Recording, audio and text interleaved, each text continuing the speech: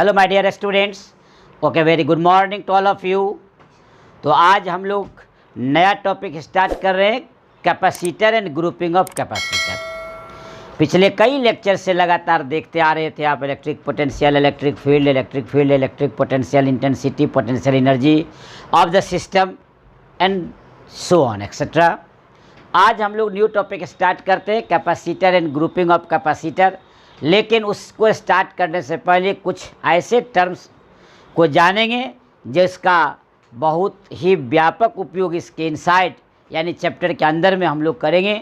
इसलिए छोटी छोटी बातों को वेरी फ्रॉम बिगिनिंग, जिसको हम लोग बोलते हैं वेरी बॉटम, वहाँ से उठाते हैं, जिसकी चर्चा आप 10th स्टैंडर्ड में कर चुके होते हैं। लेकिन वहीं से स्टार्ट करके स्लोप बनाते हुए हम लोग अपवर्ड डायरेक्शन में पूरे ऊपर की ओर हायर ऑर्डर थिंकिंग तक पहुंच जाएंगे एक छोटी सी चर्चा के साथ। अब हम लोग आते हैं बोर्ड पर। सामने देखिए लिखा हुआ है conductor, insulator, semi conductor and dielectric. तो ये कंडक्टर तो पहले से जानते हैं आप। देखिए चैप्टर्स का नाम है capacitor and grouping of capacitor. Capacitor पर आने से पहले हम लोग छोटी छोटी बातों को जान लें। वैसे कैपेसिटर का अर्थ होता है ऐसा यंत्र, ऐसा डिवाइस जो चार्ज को स्टोर करता है। हम लोग इलेक्ट्रोस्टैटिक्स पढ़ रहे हैं, शुरू से यूनिट का नाम इलेक्ट्रोस्टैटिक्स है। इलेक्ट्रिक चार्ज के बारे में हम लोग पढ़ते हैं जो रेस्ट में रहता है। तो जो इलेक्ट्रिक चार्ज को स्टोर करके रखता है वही कहलाएगा कैपेसिटर। इसकी चर्चा हम बाद में करेंगे इन डिटेल, लेकिन उस तक आने से पहले हम लोग पहले छोटे छोटे स्टेप पर चर्चा करेंगे। नाम है कंडक्टर। देखिए those materials through which electric charges can pass easily called conductor. They consist a large number of free electrons. They are able to conduct electricity. For example, generally metals like aluminum, copper, silver, etc. क्या अर्थ होता है सुना जाए। कहता है those materials through which electric charges can pass easily, यानी ऐसा पदार्थ जिससे होकर इलेक्ट्रिक चार्ज आसानी से पास कर जाए, यानी one end to another end आसानी से चले जाए, उसको हम लोग बोलेंगे कंडक्टर। कंडक्टर के पास नंबर ऑफ फ्री इलेक्ट्रॉन्स ज़्यादा से ज़्यादा होंगे। हम पहले से जानते हैं कि जितना ज़्यादा से ज़्यादा नंबर ऑफ फ्री इलेक्ट्रॉन्स होंगे उतना ज़्यादा से ज़्यादा उसके पास कंडक्टिविटी होगी, अर्थात इलेक्ट्रिक चार्ज को एक जगह से दूसरी जगह ले जाने में सहायता करेगा। यानी नंबर ऑफ फ्री इलेक्ट्रॉन्स उसके पास क्या होगा, बहुत ज़्यादा होगा। देखिए लिखा हुआ है they consist a large number of free electrons. They are able to conduct electricity. Free electrons की संख्या ज़्यादा होने के कारण यह इलेक्ट्रिसिटी को कंडक्ट करने की क्षमता रखता है, सामर्थ्य रखता है, ताकत रखता है, यानी they are able to conduct electricity. आमतौर से हम लोग जितना भी मेटल्स है जनरली लिखा हुआ है, सभी मेटल्स एग्जाम्पल हैं इसके। उसमें से लाइक हम लेकर दिया एल्युमिनियम, कॉपर, सिल्वर। पहले से जानते हैं आप सिल्वर इज़ द बेस्ट, सबसे अच्छा चालक सुचालक माना जाता है, गुड कंडक्टर ऑफ इलेक्ट्रिसिटी। यानी सिल्वर को देखिए हमने इन सर्किल कर दिया रेड से, यानी silver is the best conductor of electricity, हम लोग इसे जानते हैं। Aluminium, copper, silver etcetera these are the examples of conductor. Clear हो गया। यानी कंडक्टर के बारे में क्लियर कंसेप्ट हो गया कि वैसा पदार्थ जिससे होकर इलेक्ट्रिक चार्ज आसानी से प्रवाहित हो जाए, एक एंड से दूसरे एंड चले जाए, उसको हम लोग बोलेंगे कंडक्टर। इसके पास नंबर ऑफ फ्री इलेक्ट्रॉन्स की संख्या बहुत ज़्यादा संख्या होगी, लार्ज नंबर में होगा, इसके कारण इसको इलेक्ट्रिसिटी कंडक्ट करने की क्षमता होगी। अब हम लोग आते हैं इंसुलेटर, नॉन कंडक्टर। क्लियर है कि इसका रिवर्स हो जाएगा, उल्टा हो जाएगा, विलोम हो जाएगा। यानी इससे होकर देखिए those material through which electric charges can not pass easily, अर्थात क्लियर हो गया कि ऐसा पदार्थ जिससे होकर इलेक्ट्रिक चार्ज आसानी से पास न कर सके उसको हम लोग बोलेंगे इंसुलेटर या नॉन कंडक्टर। इसमें फ्री इलेक्ट्रॉन की संख्या नेग्लिजिबल होगा, अर्थात न के बराबर होगा। तो जब ये फ्री इलेक्ट्रॉन की संख्या न के बराबर होगा, नेग्लिजिबल होगा, तो इसको इलेक्ट्रिसिटी को कंडक्ट करने की क्षमता होगी ही नहीं। इसलिए लिखा हुआ है they are enable to conduct electricity. Enable और समर्थ, यहाँ लिखा हुआ है दे आर एबल, समर्थ।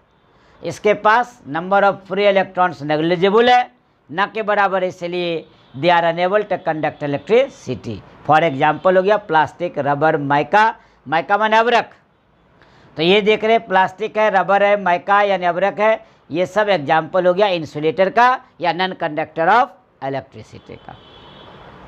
एक ज़्यादा से ज़्यादा नंबर ऑफ फ्री इलेक्ट्रॉन्स रखेगा, एक से होकर ज़्यादा से ज़्यादा अमाउंट में चार्ज फ्लो करेगा। एक ऐसा पदार्थ है जिससे होकर चार्ज फ्लो ही नहीं करेगा, इसमें number of free electrons negligible होंगे।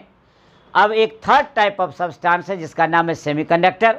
इस दोनों के बीच में जिसकी कंडक्टिविटी लाई करेगी, यानी कंडक्टर सबसे ज़्यादा, इंसुलेटर न के बराबर, तो इस दोनों के बीच में जो होगा, यानी नंबर ऑफ फ्री इलेक्ट्रॉन जिसके पास बहुत कम मात्रा में हो। तो लिखा हुआ है, देखिए, those materials whose conductivity lies between that of conductor and insulator called semiconductor. अर्धचालक, इसको बोलते हैं हिंदी में अर्धचालक, इसको बोलते हैं अचालक, और इसको बोलते हैं चालक। कंडक्टर मीन्स हो गया चालक, इंसुलेटर हो गया अचालक, और सेमीकंडक्टर हो गया अर्धचालक। अर्ध सेमी सर्कल, अर्धवृत्त, उसी तरह सेमीकंडक्टर। कहता है those materials whose conductivity lies between that of conductor and insulator is called semiconductor. इसका अर्थ क्लियर हो गया कि वैसा पदार्थ जिसकी कंडक्टिविटी जो होगी वो लाई करेगी कंडक्टर और ये इंसुलेटर के बीच में, अर्थात इससे कम होंगे नंबर ऑफ फ्री इलेक्ट्रॉन्स, इसमें होता ही नहीं है, यानी इससे ज़्यादा होगा। तो क्लियर है, लिखा हुआ होगा कि कॉल्ड सेमीकंडक्टर। देखिए, they consist few number of free electrons. इसका मतलब हो गया कि इसके पास कम मात्रा में फ्री इलेक्ट्रॉन की संख्या होती है, यानी दे consist a few number of free electrons. For example germanium, silicon, यानी जर्मेनियम और सिलिकन इसका बेस्ट एग्जाम्पल है सेमीकंडक्टर का। याद रखेंगे, सेमीकंडक्टर का एग्जाम्पल जर्मेनियम एंड सिलिकन, भूलिएगा मत।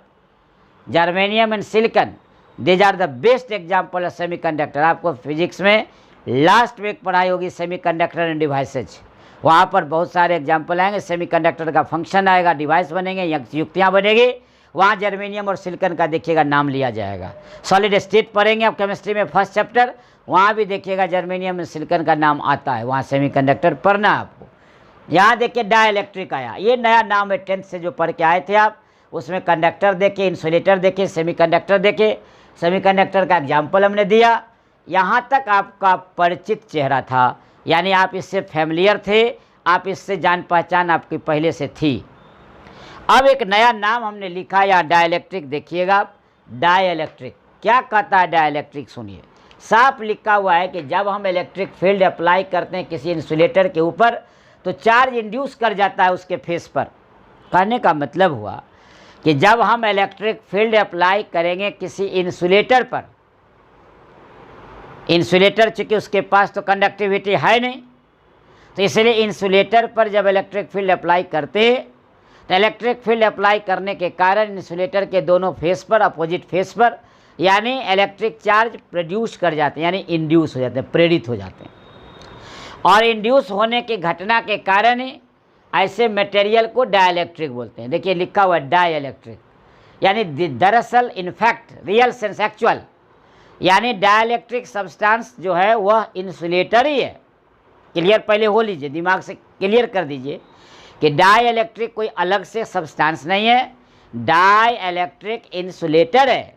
लेकिन है क्या कि इंसुलेटर पर जब इलेक्ट्रिक फील्ड अप्लाई करते हैं तो इलेक्ट्रिक फील्ड अप्लाई करने के कारण उस इंसुलेटर के फेस पर इलेक्ट्रिक चार्ज इंड्यूस कर जाता है, यानी प्रोड्यूस कर जाता है, उत्पन्न हो जाता है। जितना देर तक इलेक्ट्रिक फील्ड अप्लाई करेंगे उतना देर तक इलेक्ट्रिक चार्ज इंड्यूस रहेगा।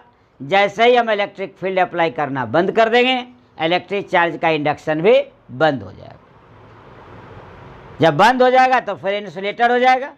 जितना देर तक इलेक्ट्रिक फील्ड अप्लाई किए उतना देर तक चार्ज का इंड्यूस होना हुआ, यानी चार्ज प्रोड्यूस किया, तब तक वह इंसुलेटर डाइलेक्ट्रिक कहलाएगा। दोनों में अर्थ समझ में आ गया।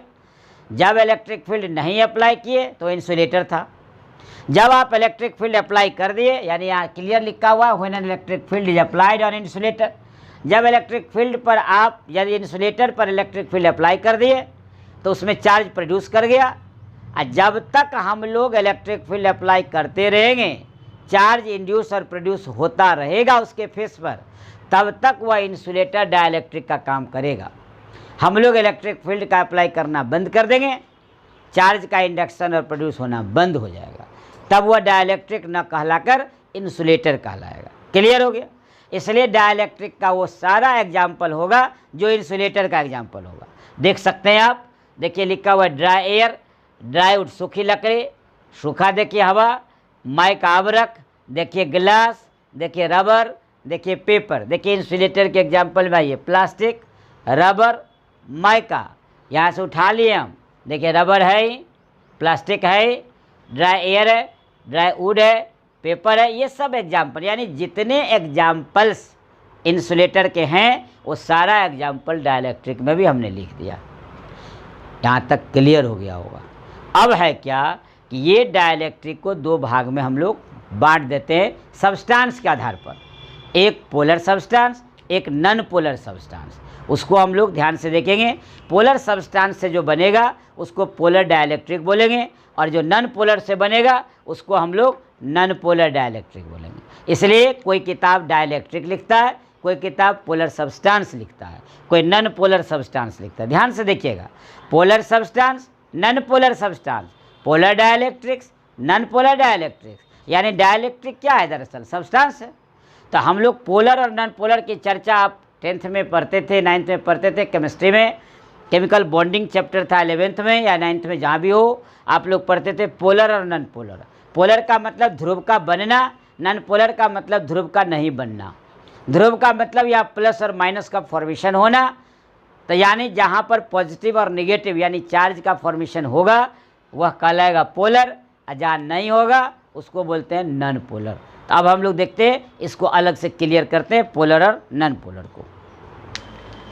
अब हम लोग देखते हैं ए नंबर पर पोलर सब्सटेंस। अभी आप लोगों ने लिखा था, देखे होंगे आप, कि पोलर डाइलेक्ट्रिक्स और नॉन पोलर डाइलेक्ट्रिक्स। डाइलेक्ट्रिक क्या था? सब्सटेंस था। इसलिए कोई बुक सब्सटेंस लिखता है, कोई डाइलेक्ट्रिक लिखता है, इसलिए हम आपको डाइलेक्ट्रिक वहाँ लिखकर यहाँ सब्सटेंस बता देते हैं ताकि आपका कन्फ्यूजन और भी दूर हो जाए। देखिए, पोलर सब्सटेंस ऐसे सब्सटेंस को कहेंगे जो पोलर मॉलिक्यूल से मिलके बना होता है। पोलर मॉलिक्यूल से बना पदार्थ कहलाएगा पोलर सब्सटेंस। ध्यान रखेंगे। अब ये पोलर मॉलिक्यूल क्या है? तो हम स्पष्ट लिख दिए हैं कि मॉलिक्यूल, देखिए आप क्लियर है, a molecule in which centre of positive charges and negative charges do not coincide to each other called polar substance. इसका ये मतलब हुआ कि centre of positive charges and centre of negative charges do not coincide to each other called polar substance. कहने का अर्थ ये हुआ कि किसी भी प्रकार का कोइंसाइड नहीं होगा, यानी कि पॉजिटिव और नेगेटिव दोनों संख्या में समान मिलके कैंसिल नहीं करेगा तो वह पोलर बन जाएगा, यानी उस पर चार्ज बनेंगे। जैसे HCl है, देखिए ध्यान से आप, ये आप देख रहे होंगे HCl है, इसका क्या अर्थ हुआ? H plus Cl minus. देखिए क्लियर हो गया, पोल बन गया, एक पॉजिटिव एक नेगेटिव बना। यहाँ देखिए H प्लस और OH माइनस, देखिए यहाँ H2O के लिए हो गया, और यहाँ देखिए NH4 प्लस और Cl माइनस। तो इस तरह का जो बनते चला गया, तो इसी को हम लोग बोलते हैं पोलर। देखिए, एक पॉजिटिव एक नेगेटिव, एक पॉजिटिव एक नेगेटिव, एक पॉजिटिव एक नेगेटिव, कोइंसाइड नहीं करेगा। देखिए, do not coincide to each other. यदि ये कोइंसाइड कर जाएगा तो पॉजिटिव नेगेटिव को न्यूट्रल कर देगा, कैंसिल टू ईच अदर कर देगा, किसी प्रकार का कोई पोल नहीं बनेगा, कोई चार्ज नहीं बनेगा, कोई पोल नहीं बनेगा, तो वो जगह नॉन पोलर। देखिए उसके नीचे लिखा हुआ है नॉन पोलर। तो कहने का मतलब, पहले पोलर देख लिए आप कि एक ऐसा सब्सटेंस जो पोलर मॉलिक्यूल से मिलकर बना होता है उसको पोलर सब्सटेंस बोलेंगे। अब है कि पोलर मॉलिक्यूल किसको कहते हैं? तो ये molecule in which centre of positive charges and centre of negative charges do not coincide to each other called polar substance. Clear हो गया? अब ये क्लियर है कि आप ध्यान दीजिए कि ये पोलर सब्सटेंस कहिए या पोलर मॉलिक्यूल कहिए, दोनों सेम चीज़ है। ध्यान देंगे, क्योंकि यहाँ मॉलिक्यूल लिख दिए इसलिए यहाँ मॉलिक्यूल लिख दिए, कोई अंतर नहीं पड़ेगा। एग्जाम्पल देखिए, Cl, H2O, NH4Cl, HNO3, इस टाइप का जितने भी हैं सब के सब एग्जाम्पल हैं पोलर सब्सटेंस के, पोलर मॉलिक्यूल के। यानी यहाँ देखिए HCl में H plus Cl minus, H2O में H plus OH minus, NH4Cl में NH4 प्लस Cl माइनस, यानी यहाँ पोल बन रहा है, that is called polar molecule. अब दूसरा देखिए इसका नॉन पोलर, क्लियर है नीचे, क्या ऐसा सब्सटेंस, देख लीजिए आप, क्लियर लिखा हुआ है नॉन पोलर सब्सटेंस में ऐसा सब्सटेंस जो नॉन पोलर मॉलिक्यूल से मिलके बना है उसको बोलते हैं हम लोग नॉन पोलर सब्सटेंस। क्लियर है? देखिए नॉन पोलर ऐसा सब्सटेंस जो नॉन पोलर मॉलिक्यूल से मिलकर बने उसको बोलेंगे नॉन पोलर सब्सटेंस। क्लियर? अर्थात a molecule in which centre of positive charges and centre of negative charges coincide to each other. देखिए इसमें कोइंसाइड हो गया यानी टकराया, यानी एक दूसरे पर संपाती हो गया, यानी पॉजिटिव निगेटिव एक ही जगह लाई कर जाएगा। जब एक ही जगह लाई कर जाएगा, कोइंसाइड हो जाएगा, तो नेचुरल है जितना अमाउंट में पॉजिटिव है उतने अमाउंट में निगेटिव है, दोनों कैंसिल टू ईच अदर कर देगा, किसी पर किसी प्रकार का कोई पोल नहीं बनेगा। और किसी पर जब किसी प्रकार का कोई पोल नहीं बनेगा तो उसको बोलेंगे नॉन पोलर। क्लियर हो गया? देखिए नॉन पोलर मॉलिक्यूल, देखिए H2, O2, N2 ETC natural है, H2S दोनों सिमिलर मॉलिक्यूल है, ध्यान से देख रहे होंगे आप। तो ये जो आप H2 देख रहे हैं, ये जो आप H2 देख रहे हैं, यानी देखिए HH दोनों सिमिलर है, किसी पर किसी प्रकार का कोई नहीं बनने देगा। देखिए O2 है और देखिए N2 है। इसका अर्थ यही हुआ कि यहाँ न बनेगा, न यहाँ बनेगा, न यहाँ बनेगा, यानी किसी पर किसी प्रकार का कोई पोल फॉर्म नहीं करेगा, इसलिए इसका नाम हो गया नॉन पोलर सब्सटेंस। क्लियर हो गया? Non polar molecule. कोई दिक्कत? देखिए यहाँ नोट करके लिख दिया हूँ मैं, यहाँ क्लियर कर दिया ऑब्जेक्टिव वाले के लिए कि ऑब्जेक्टिव परीक्षा में पूछा जाता है note, polar molecule has permanent electric dipole moment. क्योंकि जब पोलर है तो उसका डायपोल मोमेंट परमानेंट होगा, परमानेंट लिख दिए। बट नॉन पोलर मॉलिक्यूल है जीरो इलेक्ट्रिक डायपोल मोमेंट। पोल ही नहीं है तो फिर डायपोल मोमेंट होने का सवाल कहाँ है? इसलिए ध्यान रखा जाए कि नॉन पोलर के पास electric dipole moment zero, polar molecule के पास डायपोल मोमेंट जो होगा वो परमानेंट होगा, जरूर उसके पास कुछ ना कुछ डायपोल मोमेंट होगा। अब आइए डाइलेक्ट्रिक कांस्टेंट, इसकी चर्चा हम इलेक्ट्रिक फील्ड में भी कर चुके थे, कूलम्ब्स लॉ में भी कर चुके थे। रिलेटिव आपको परमिटिविटी के नाम से मैं बताया था, एप्सिलॉन आर याद कराता हूँ। कूलम्ब्स लॉ जब पढ़े थे आप, 1/4 पाव एप्सिलॉन नॉट एप्सिलॉन आर, यानी जब किसी मीडियम में रखे थे उस समय की कहानी याद कीजिए आप। Epsilon r that is dielectric constant, वहाँ बोला गया था कि डाइलेक्ट्रिक कांस्टेंट एक बार पुनः आएगी। देखिए समय आ गया कि डाइलेक्ट्रिक कांस्टेंट को फिर जानकारी के लिए आपको लाना पड़ा। कहता है the ratio of applied electric field intensity to the reduced electric field intensity is called dielectric constant. यानी जो आपने अप्लाई किया E नॉट जितना रिड्यूस हुआ, यानी अप्लाई करने के साथ पोलराइजेशन हो गई।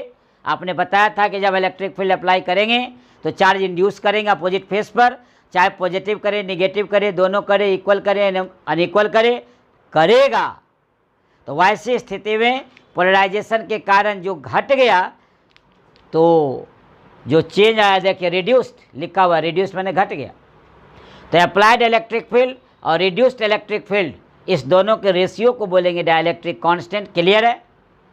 यहाँ देखिए अप्लाइड ज़्यादा है, ये घटा हुआ है, तो नेचुरल है E not greater than A, तो ऊपर वाला ज़्यादा है नीचे वाले से, इसका मतलब है कि K का मान 1 से हमेशा ज़्यादा होगा। Objective to be noted, most important objective याद रखिएगा कि इसका वैल्यू हमेशा ग्रेटर दैन 1 होगा। यानी ये क्लियर हो गया कि K जो है ये ग्रेटर दैन 1 हो गया, यानी K का वैल्यू 1 से हमेशा ज़्यादा हो गया। इसको ध्यान रखा जाएगा, K ग्रेटर दैन 1। कब? क्योंकि ये ज़्यादा है इससे, A naught is greater than A, so the value of K is always greater than 1।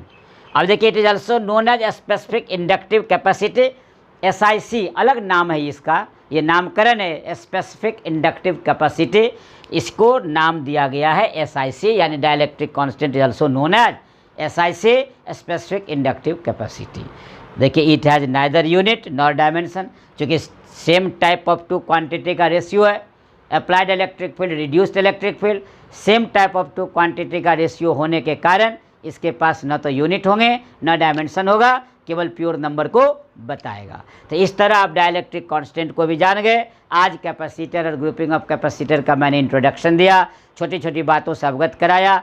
अब हम लोग इसी तरह धीरे धीरे ऐसी चीज़ों की चर्चा करेंगे जो आपसे अननोन होगा, नॉन फेमिलियर होगा। तो आज हम आपसे लेते हैं इसी के साथ सुविधा। आप भी रखें अपना ख्याल। Thank you.